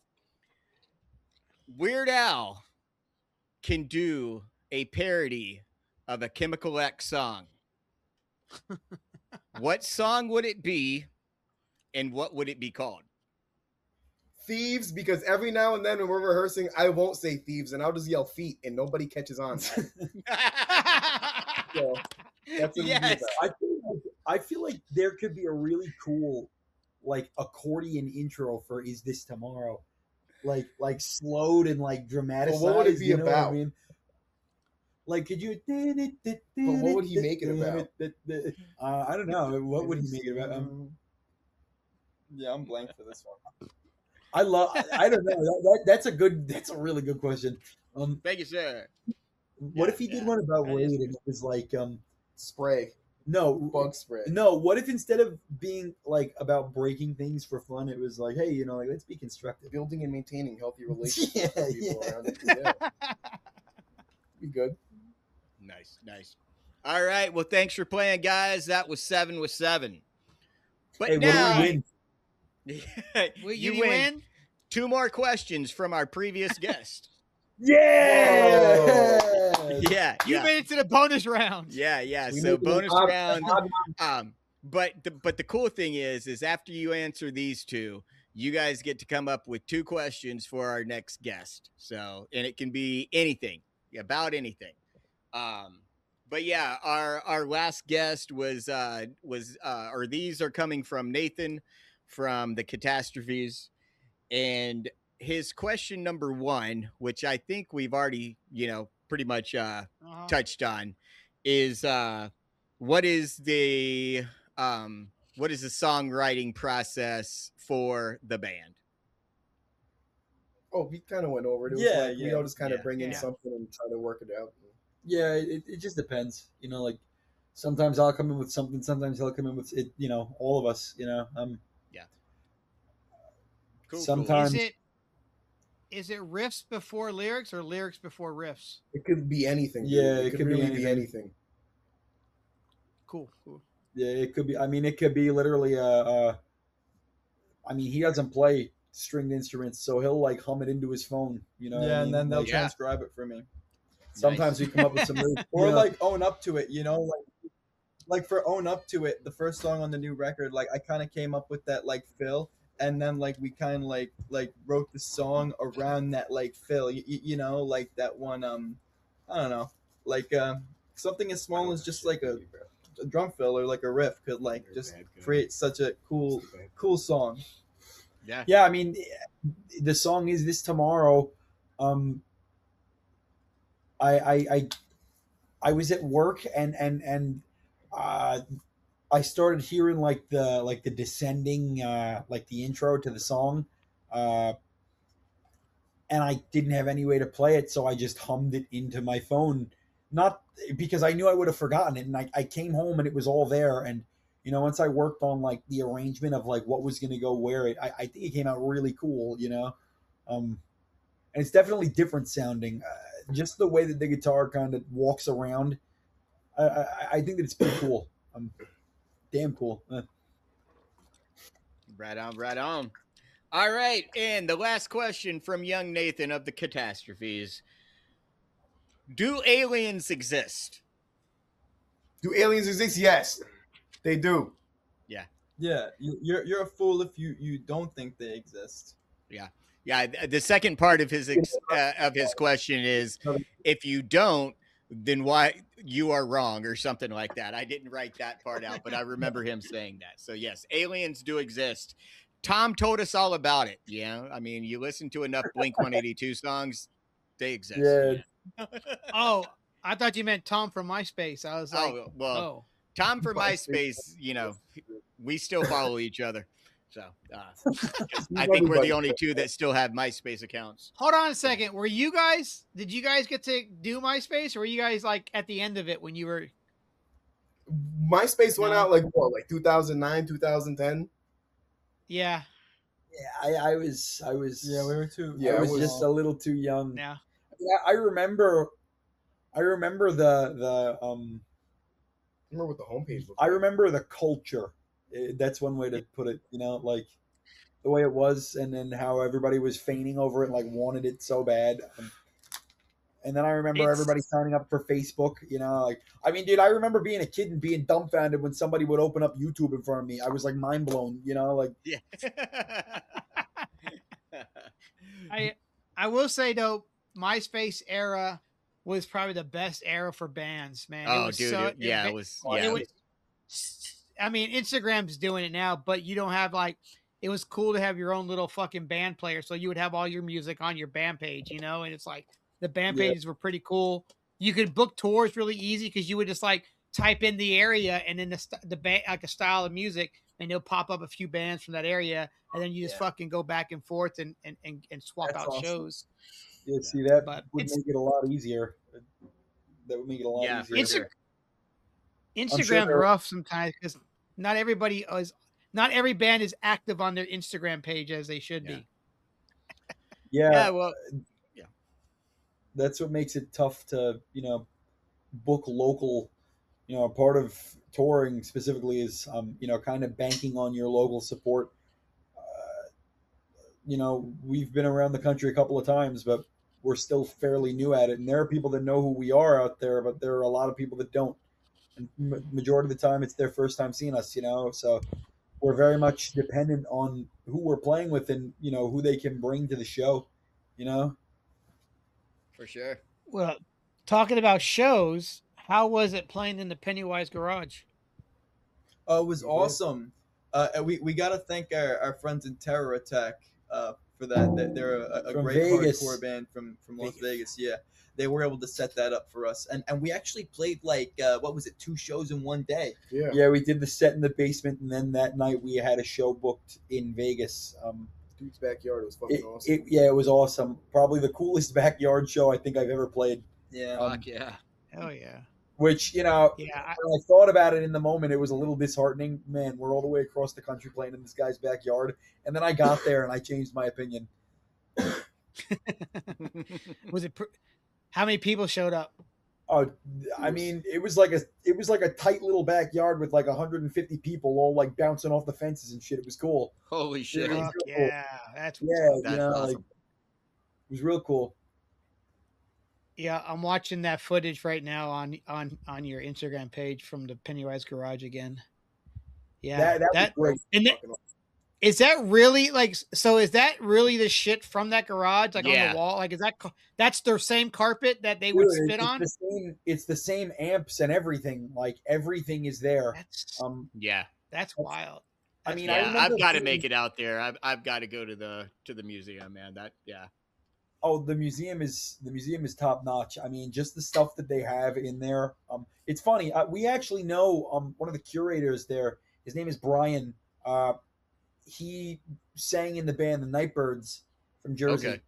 Okay. And they were phenomenal. I mean, we played with them very early on, but they gave us a chance and we got to play at a sold out House of Independence. We were still a very brand new band. That was a big moment for us, and I mean, he's one of the curators there, and I know a lot of the stuff that's in there is from him, like his personal stuff. That's and awesome. I think that's really cool. Yeah, fuck yeah. All right, cool. So, if we can get 2 questions from you guys for our next group or for our next guest, that would be rad. All right, mine is, what is your favorite GameCube game? Ooh, nice. Okay. See, come on. I ain't got one. What you take it away? What is a question that I would ask them? Yeah, the band the next band. Oh, the next band. What's objectively cooler? A Les Paul or a Les Paul Jr.? Ooh. Like, what is objectively cooler to you? Like, what do you think? Because you could tell a lot about a person by what kind of guitars they play, and that's no joke. All right. I'm not trying to say anything. I think it's cool because it's a one pickup guitar. I like one pickup guitars. I would play it. But I'm saying I think you're a joke. No, I'm just kidding. You're yeah. No, you're. I tried to play Gibson, and the neck, it would just. I had to go back to Fender. I've got a Fender Telecaster Deluxe. Yeah. Oh yeah. Look. Oh yeah, that's pretty. Yeah. It's you don't have to lie. It's ugly, but it's cool. Tony Sly played Les Paul, so yeah. I mean, the thing about Chemical X, I play in a very specific style, so all my guitars are like thin and like very streamlined, and they're very easy to just dig into. So that's why I asked that question, because I mean, you'll probably get somebody that'll answer that'll say pass. You know what I mean? Like, I'm trying to think who we have next. I can't think of it right now, but they do play guitar. I know that much. Yep. They sing that I can't remember the name, but they play guitar and they sing. Yeah. So all right. Oh, it's a band called Lewd Jaw from Sacramento. Cool. Tell them that Chemical X, your previous interviewee, says hello. Will do. We will. I posted up the other day. I was trying to get some interviews done because I just got back from vacation. I was like, let me get a couple of episodes knocked out. So I put it in the notes to see who reads the notes, and I got hit up by 2 people in the notes. So I was like, all right, looks like I got 2 interviewees. Cool. That's pretty cool. Yeah. I mean, do you guys look at the notes? Just keep I all over the guitar. Yeah. I don't really pay attention to our notes. Sorry, man. No, we looked them over. I know. Disgusting. I know. We looked them over. Nice. Yeah. What So this year, you guys got this tour coming up starting next week or a week from tomorrow, and you guys you said probably do another one towards the end of the year. Yeah. We started working with. Did we talk about getting the band? Getting the band. Yeah. They're pretty cool. The booking company, right? Yep. Yeah. Where are they based out of? I know that, like Florida, right? yeah, Florida. Florida. Yeah, he wants to put us out. I think it's to support the live album that we're gonna come out with, which is cool. But I would like to do maybe something else small toward the end of the year too, because it's like I don't like waiting for something to happen. I feel like we're like wasting our time. I like to be out there doing it literally just to do it. Like it doesn't matter. I don't care. Like, I mean, I'm about to go out on tour broke. I think we all are, but it doesn't really matter, like it's all for the experience, like, and the fact that we're going to be able to play for people. So Yeah, now, for sure. with you guys working with them, booking tours, are you guys still going to be doing like small runs by yourself that you guys will book? Or are you guys just specifically working with them for that? No, I mean, we're going to do whatever it takes. So, Road dogs. Yeah, I mean, if Adam wants to come and Adam is from Get in the Van, by the way. If Adam wants to come and tell us that he, if he's putting something together, I'll gladly do it. Like I'll do it whenever we're needed. Yeah. But if we're able to do something by ourselves and they don't intertwine, I'll also do that. Fuck yeah. I mean, stay busy, man. You guys are already doing that now. And like you said, you guys got people that know who you are out there. I mean, just keep fucking hustling and doing it, man. I think you guys got something good here. The European crowd will probably eat you guys up, 100%. man. They'd fuck with you hard. Yeah. Europe, yeah. There's talks of getting us out there next year. Yeah, early next year. So much so that we just submitted our passport applications today. Not yet. Nice. But yeah, that's cool. My mentality is that if we continue to do what we're doing, eventually somebody is gonna notice and be willing to take the chance and put us onto something bigger. I mean, all that I want more than anything is to be a support act. But we haven't been as fortunate yet, so we're just gonna keep doing what we're doing. Yeah. What are some bands currently that you would like to maybe do a run with? Liquid Mike, like the Descendants, Circle Jerks, like who else? I would go out with the Adolescents. I'd go out with fuck yeah, Liquid Mike. But you know what the thing is? These are bands that are not as out of reach as you might think. I mean, we've been very fortunate to be up close and personal with a lot of those guys at this point, just by the good graces of the people that work with them. I think that people see something in what we're doing, but it's just a matter of, how are we going to get onto something like that? I don't want to nag anybody. I don't want to, hey, please, but it's like, we got to prove that we're worth it. We just got to keep growing and doing what we're doing. And one day, Is there somebody that started following you guys that you're like, oh, fuck? Like, who's your oh, fuck moment? Did you guys have an oh, fuck moment with somebody following you guys? Yeah. I mean, so I have a drum page, and like I've uploaded, like I've been uploading for like 2.5 years, and I started out by doing covers, and I did a lot of Descendants covers, and they came through Montclair, New Jersey, like last year in August, and they invited me up to play Myage for one song, and we were able to meet the band, and like, they actually followed me back on my drum page, and like they're like my favorite punk band of all time. So that's my personal. I mean, there are some cool people that follow the Chemical X page. And I think that that means a lot to us. Just the fact that those people, not only recognize what we're doing, but like, it seems so trivial, but like just to take the time and hit the stupid follow button, like I graze over them every day. I don't give, it doesn't bother me at all. But the fact that somebody like, that I hold in high regard thought to do that for us means a lot. I mean, there are a lot of cool people that follow us on the page that I'm always hoping maybe one day we'll be lucky enough to have them reach out, As you guys noticed, Eric was froze for a second. His computer died. He was not set and ready to go. So it's just going to be He's not the locked I was in. wondering, where'd Eric go? Yeah, he was like this. Just Hey, that's froze, cool, and I man. was like, his fit. No, yeah, man. Like I said, I fuck with You're you also guys. frozen. And You. who, me? Am I? You're Am I? frozen. We can still hear you. Nah, you're all good. Now you're good. Now Yeah. you're good. Now you're good. Oh, okay. We'll be all right. It'll be okay when we edit. Everything will be fine. Nobody will be frozen except for Eric. Won't be here. I'm going to ask each of y'all, what's a band that's currently out that you guys are really into? Newer bands. Any newer bands that I'm into? Don't say Turnstile. Oh no, never. Unless they offer us a tour and a lot of money, then I love Turnstile. I've loved them since day one.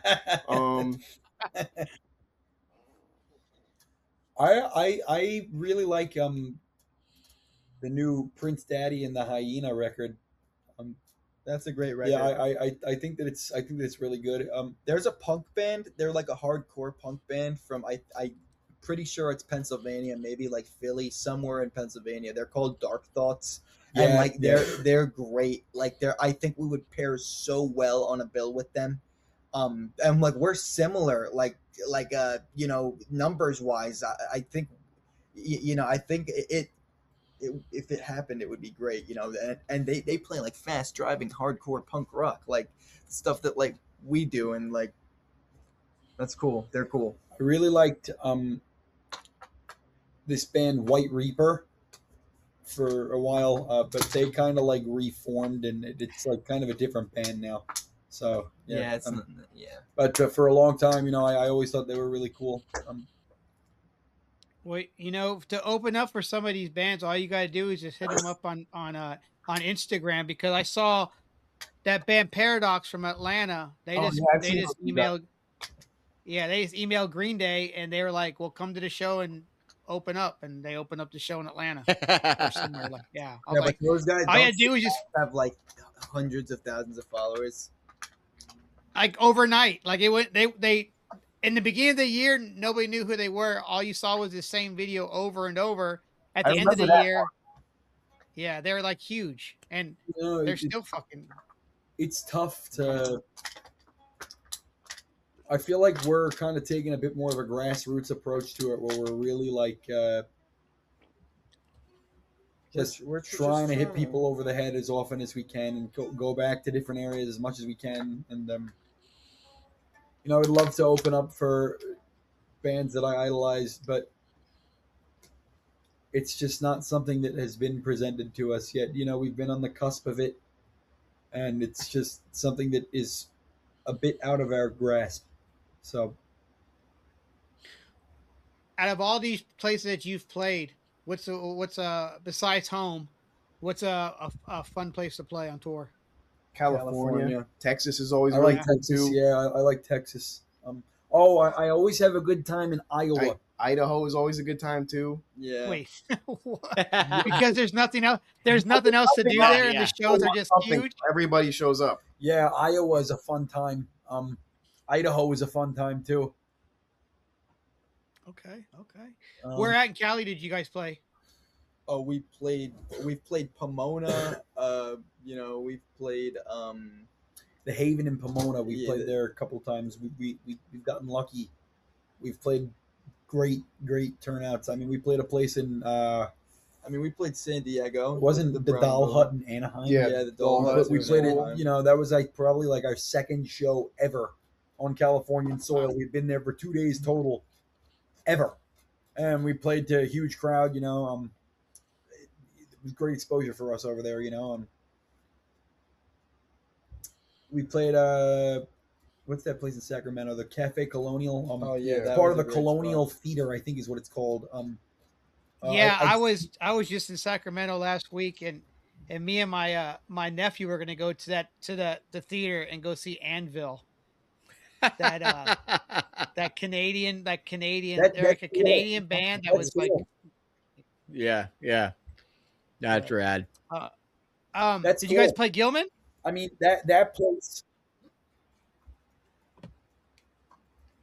What? Can you hear us? Yeah. Can you guys hear us? Oh. Okay. I was like, not again. Did you guys play Gilman? Oh no. We want No, to, but yeah. we haven't gotten the chance yet. Yeah, we tried to. It's this crazy. time. I mean, we were there, and there was a poster in the doorway for a band that we're friends with called Scarborough. Yeah, from New York. Yeah, from New York, and Yeah. they're great. Nice. Yeah. They played Good there dudes. literally.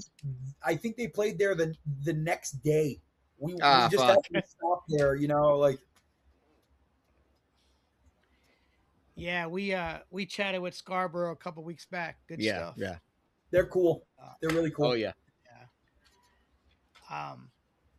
Well, do you guys have any questions for us? It's like the end of an interview when they ask like a job interview, and do you have any questions for us? We're like, fuck. No, we never.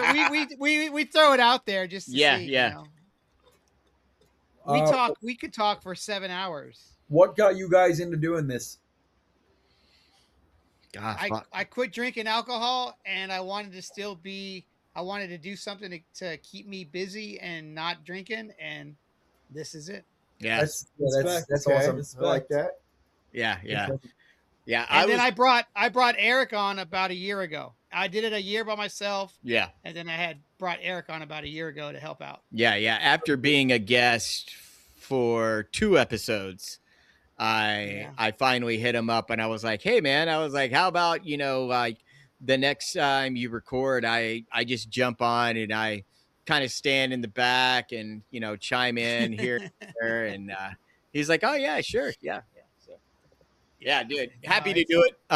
It's given me like a lazy musician. I need to get my shit together and start playing some music again. But this is holding me down. This is keeping me sane for sure. That's awesome. That's really cool. Yeah. I mean, we get to talk to cool dudes. Yeah. Get to meet so many cool people, hearing so much new music that we wouldn't have been, brought to our ears.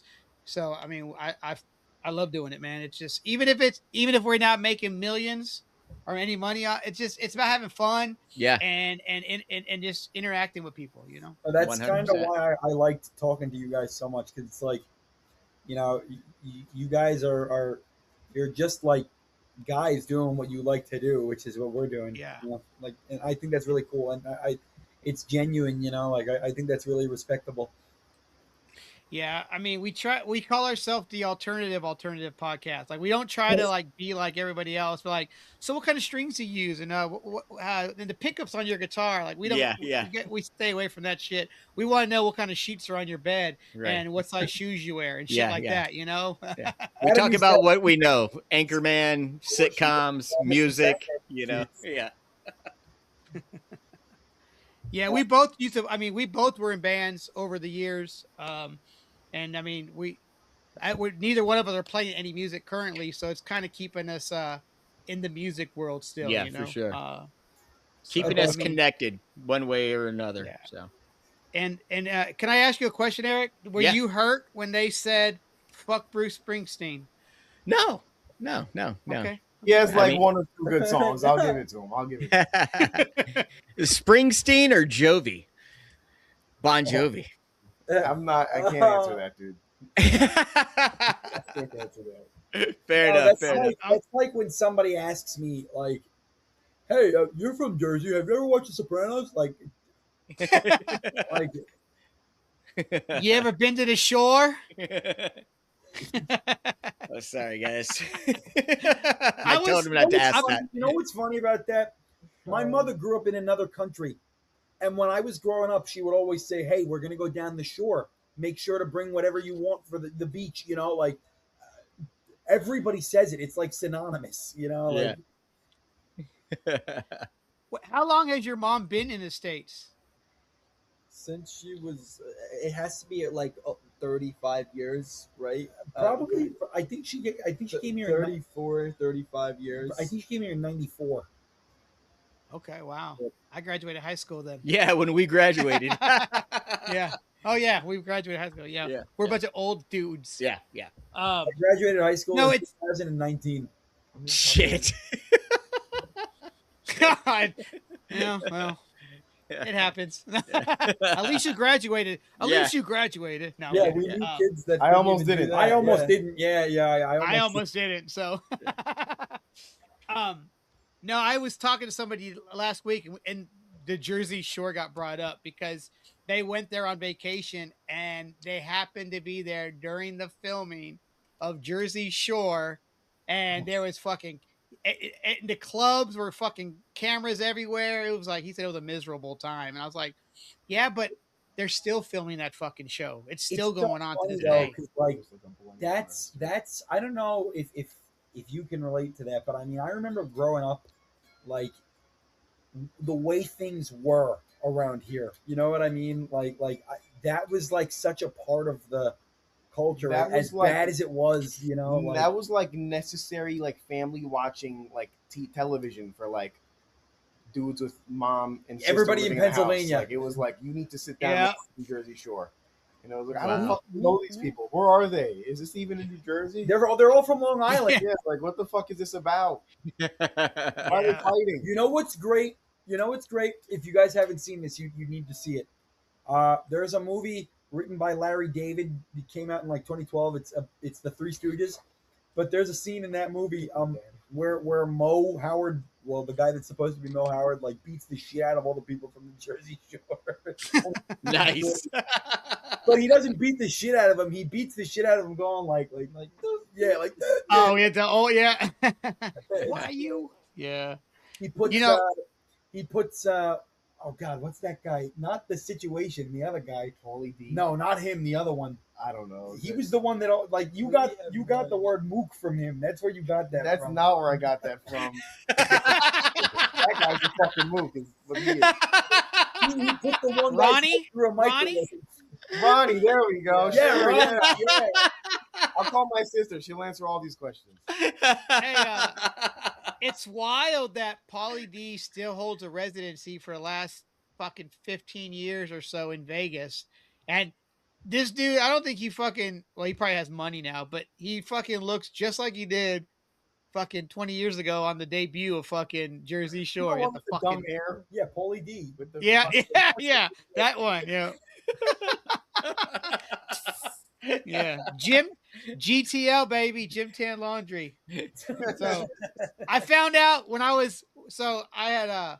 found out later in life that like my mom's nationality wasn't what she really was. She found out too. We went from being Irish to being Italian. It happened to you. Well, it did happen to me. But the crazy thing is, I almost was a Peruvian. Like my father's Mexican, right? And he almost this dude that I guess my mom was messing with beforehand was like, "No, that's my kid." So like when I was like 30 something, he's like sent me a paternity test. And I'm like, man, if I'm fucking Peruvian, I can't fucking play soccer. I suck at life, you know?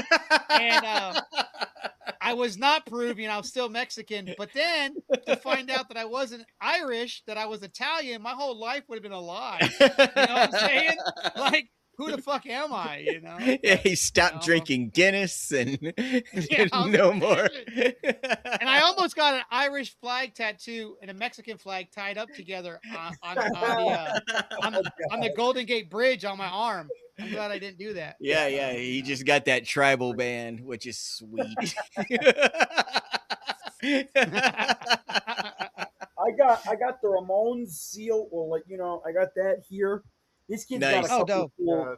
That one. I got that one. Circle jerk. Look, me and him match because these are by the same artist. Look, I got that one. Nice. Wait, I got the Black Flag bars. That's it. Live, laugh, love, my brother. I was about to say, yeah. Live, laugh, love. I got mine in '94. See, that's cool. Like, I want to get a Misfits related tat, but it's not going to be the skull, you know. Like, hey man, let me ask you a question: do you guys own a Misfits tattoo? I mean, Misfits shirt? I have like fucking a million of them. Okay, I don't own any, but I own the Met. You guys know who Met Syndicate is? They're like a parody clothing line out of Cali, and they make like parody shirts. And I have every Misfits one that they did of the skull. Like, it's like the Misfits skull, but it's like the PBR instead of the white ink. that's and cool. It's like, that's cool. It's shit like that. And then there's another one. It's like instead where the eyes are, it's Steve Buscemi's eyeballs. And then on the very bottom, it says Steve Buscemi's eyes. But I'm like, I have all these, and Black Flag. I don't have any real Black Flag shirts. I have all these like parody ones. And I think I told myself, I'm going to keep buying the parody ones and never get an original Black Flag or Misfits shirt ever. Just the bootleg, the fake ones. That's cool. You know, I mean, every band has done a Black Flag rip, you know what I'm saying? Or a Misfits rip. So there's plenty out there. You know, What's the Chemical X Descendants? No, I'm actually going to counter that. That's something that has always greatly bothered me. All my favorite bands when I was growing up were totally, even if their image was ripped from something else entirely, the fact that they were using it to market themselves as an original act is special. And one thing that bothers me now in the 21st century where we are, I see so many bands like ripping off like corporate logos and just like using it. I think that's so lazy. Like I think that's so lazy. Like, and you know, that could get me in hot water. I don't care. Like, I think that is so lazy. Come up with your own art, or pay somebody to do it for you if you're not artistically inclined. You know, like it's just like it's just like the people using the AI art. You know, that's lazy. It's so lazy. Like I mean, I'm not the greatest artist in the world, but all the original assets for the band is all my design. You know, like, and I'm proud of that. You know, because it holds. You know, it's more original than like ripping off the McDonald's logo or something. You know, like it's so boring. Like I want to. You see it, you're like, oh, that's cute, that's funny, you know. But like to actually use that as your own logo, that's so lazy. I mean, we use the AC/DC font. I like when people take the AC/DC font and make it say like bad words. Let me counter. Let me counter. Okay? Over here, our friend that's here. He's in a band called Fodunk, and this is their album that just came out. But what's very cool about it is that it's totally inspired by an old Nintendo game, and the cover is like a direct call. I think that stuff like that is really cool when you find something to reference. I think it's boring when you rip something off entirely. Like, oh, here's the McDonald's logo with. You did because I think that that's cool. Hey, real quick, your I'm a Horse shirt, is that a fucking Sex Pistols? Yes, it is. Yeah, that's dope. Okay. I was like, wait a second. Okay, I will say this though, I got to see the Sex Pistols in '96, the original lineup. Oh, that's cool. Yes, I say original, and everyone always goes, well, Sid Vicious was dead. I was like, he wasn't the original bassist. He wasn't the original bassist. No. But they killed it. I don't even think Glenn Matlock was the original bass player either. I think it was that dude Wally. Yeah, I think you're right. No, but okay. You know, I didn't. What do you think about them doing it now with Frank Carter? Yeah. Yeah, I mean, Johnny is like the voice. Okay, man. yeah, but Johnny has a big fat mouth that he doesn't like to shut up. Which at one point made him really cool, and now is his biggest detriment. I don't think that the Sex Pistols should be touring for a 50th anniversary. Like, obviously, yeah, the Ramones aren't around to tour their 50th anniversary, but like, would you want to see that? Yeah, they would have known that it's time to like stop. Would you want to see that? Like, I mean, I'm glad to see Marky still playing. Am I glad to still hear him? Not so much, you know, like. Like, I love the guy. Creech from Rebelmatic said best. If you get to a certain point and you can't do what you used to do, you don't need to do it no more. You know, like look at Axl Rose. That motherfucker does not sound good, and they're still out there doing it every night. I'm like, but people are going though. So my opinion is that if you could find a way to make it work, and it still sounds good, and it still sounds like you after all these years, that's very special. You know, I think the music that we play is very much rooted in like being young. But when I think about that, I can counter it by looking at a band like the Descendants that are still just as tight as they were, if not more, 40 years ago. You know, like they're still able to play like that. And obviously, it's not the original lineup, but they're all dudes in their 60s that are still able to play like they were, you know. And I think that's very admirable, you know. I got to see the Descendants, Adolescents, and Circle Jerks 2 years ago. Yeah, and that fucking show, like, dude, they all killed it. They all sounded better than they did before. Like they all were great, man. Yeah. That's from Mike from the Adolescents. Yeah, that drumhead when we saw. Oh shit, really? Nice. That's what's up. Yeah, that's from that show. That's awesome. Would you? I think me and Eric have talked about this before. Would you say that the Descendants was the first pop punk band?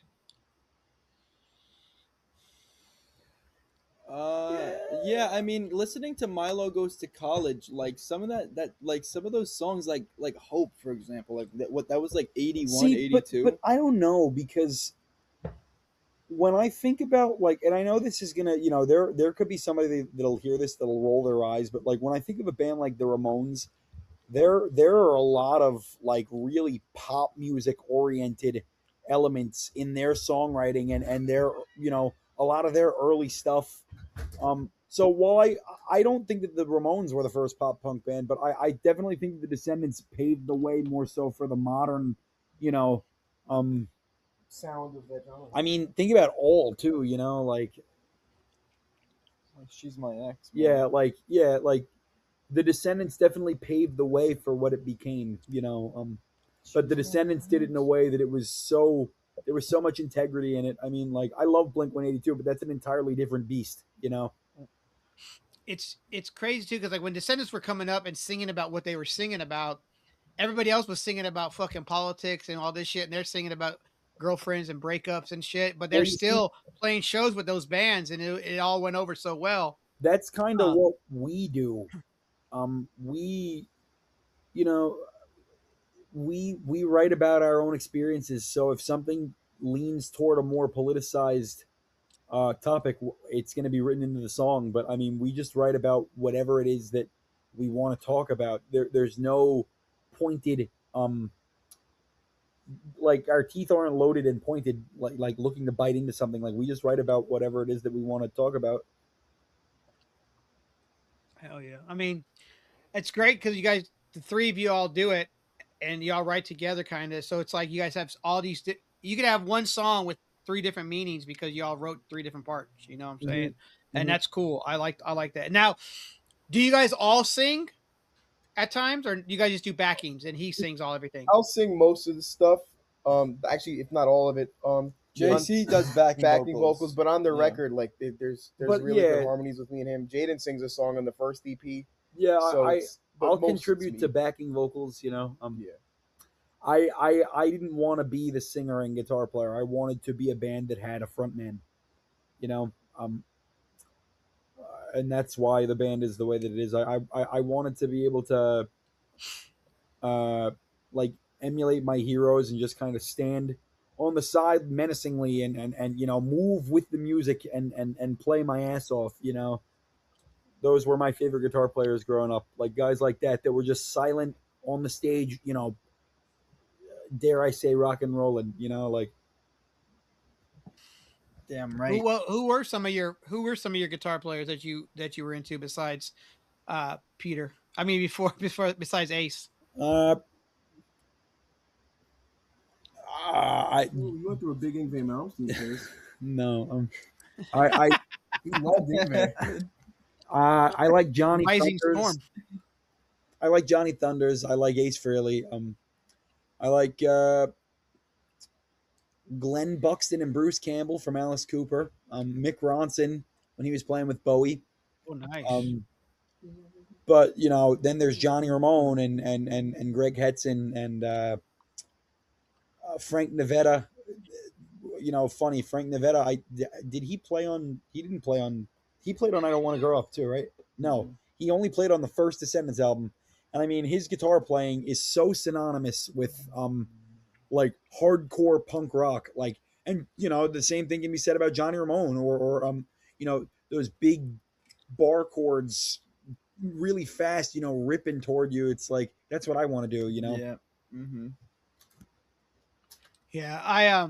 it's cool to hear you guys mention those, older cats and stuff, because like you guys are younger, and it's cool to see that you guys are influenced by older stuff. Like you mentioned Alice Cooper and stuff like that. And Bowie, and for the most part, you don't hear that often as much. And I think that's cool. I mean, that's what we listened to when we were growing up. That's what we were exposed to. Cool. That's dope, and that's cool because, like, I have a kid that I work with, and he found all this. He's still finding new music. He's like, I say kid, but he's like 31, but he's currently still finding all these older bands that he knew nothing about because he was raised in a house with no music. Yep. So every day, he introduces me to certain bands, and then I introduce him to a fuck ton of bands and shit. But that's awesome though. That's the point, like to share a love of music with somebody. That's how I feel with these guys, and they put me onto stuff. I don't really put them onto as much stuff as they put me onto, but I mean, I'm glad to have new things to listen to, Well, word up. Well, shit. Before we jump off here, I want you guys each to tell us a record to go check out. A record to There's only one answer. There's only one answer. There's only one answer. Is This Tomorrow by Chemical X? That one. There you go. That's someone. Yeah, man, go stream it. Kiss Alive. Nice. That's Kiss's best album. That's the only one that's worth a damn. Like, I mean, I like them, but that's their best album. Yeah, nice. Stream our new record. Is This Tomorrow? Yeah, Is This Tomorrow? Listen to Is This Tomorrow. It's awesome. Yeah, we're very proud of it. And then go over to the Bandcamp and buy physical media. Yeah. Yeah, so you might guys, get right. Yeah, you might think it's a question. Is this tomorrow? But it's not. It's a statement. Yeah. Well, gentlemen, we've enjoyed your conversation. Like I said, we could talk for 7 hours. We do it all the time. But we have to stop ourselves somewhere, right? Yep. Let everybody know where they can find you guys on social. Chemical X NJ, literally everywhere. Everywhere, yeah. Chemical X NJ. It's better than not HJ. No, NJ. NJ. Probably easiest to find us on Instagram, but we're everywhere, So Cool. Well, thanks for stopping by, fellas. Congratulations on the new record, and fucking keep on keeping on, and we'll get you guys back on here soon. Thank you, guys. Do it, man. It was very nice to meet the both of you. Thank you for having us. It was good meeting you. Yeah. All right. Whoa, what? We're back. What the hell? Man, I thought I was going to bed. Damn it, Janet. I love you. Here's the drink that proves that I'm no joker. Sorry. Anyway, good episode, good time, good dudes, great music, man. Yeah. If you have not listened to the other albums, I say go listen to them, Eric. They are amazing. I was listening to what is it? The Days of Hate. Yeah, that was good. Yeah. They have an EP that's out, and it's their first EP. It's called like No Reserves or No Hope Reserves or something like that. But that album was like their first EP. Yeah. Totally way different. Yeah, dude. I thought I thought they were older. I thought they were older cats, but they're young. They're half our age, and they're kicking ass. So, dude, they I think they have it. I think they got that sound. They just need to get on the right eyes, Yeah. I mean, but they're putting themselves out there, which is a fucking bonus. It's working hard, and I mean, they're not settling for I guess this sounds all right. They're striving to put out every fucking track on the record is going to be something that they are more than happy with. So I appreciate that worker mentality, man, and that's gonna get them somewhere, man, for sure. No, and no dig to anybody, but I feel like they're doing what everybody should be doing. They should be they put the work in, like for sure. I mean, 5 years, fucking 5 or 6 releases. They've already done how many tours by themselves, and they're not just like 6-7 dates. They're doing 40 dates. It's not like they're just like cruising around like New York, New Jersey, Philly, Philadelphia. Pennsylvania, just staying around the Northeast. I mean, they're going all the way out west, man. Yeah. And I mean, San yeah. Diego, Sacramento, of San Idaho. Diego. Yeah. Which, Wales vagina. means Wells vagina. Yeah. So man, I mean, these guys are fucking doing it. And it's fucking rad, man. Thanks for introducing me to them and listening to their music. And and then sharing music. And that's very important. Share music with your friends. And don't share music with assholes. No. Favorite GameCube game. Wow, that's interesting. Yeah, dude. I didn't have a GameCube, so I did. I still got one in the basement. Like what he was talking about with the systems. Yeah, I have that in my basement in boxes still. That I don't have and I still have a CRT TV. And when I finally get around to it, the basement will get redid. But I'm gonna have all my consoles hooked up. Nice. Yeah, so, yeah. I love it. And guess what? That I never got zoomed in or zoomed out. No, you didn't. So yeah, because I didn't do this or this. It's going to be constantly zoomed next week. I can't. Yeah. Not sure what happened with my computer. It just decided to zap itself, and So did you not have it plugged in? I thought I did, but I guess the battery just went. I had somebody a while back that did the same thing. That they were like, I thought I was plugged in the wall. That's all right. Man. Oh, anyway. Yeah. Chuck Spadina. We got to get him back, man. We didn't talk to him long enough. Yeah. We need to get him, and we got to get Regresky back. I want to talk to Terry from Jukebox Romantics again. All right. I think just the three of us, I think we could have a great chat. Yeah. Well, if we did a fourth person with him, who should we do? I don't know. I don't think I want to share him with anybody. He's not mine. We'll get them. We'll get them again because he was fun. Yeah. But whatever he wants, if he wants to bring somebody else too, but for sure. I want to do Bobby Edge with somebody that would go well. Well, that would be fucking rad if we could get Bobby Edge and Jared. Or Bobby Edge and Dwayner. Yeah. We got to hook up the worlds that haven't hooked up yet. You know what I'm saying? Like neither one of them have been either or. So let's be the matchmakers. Hey, let's do it. You got it podcast. Dating show. Bringing people together to have a shared moment. Yeah.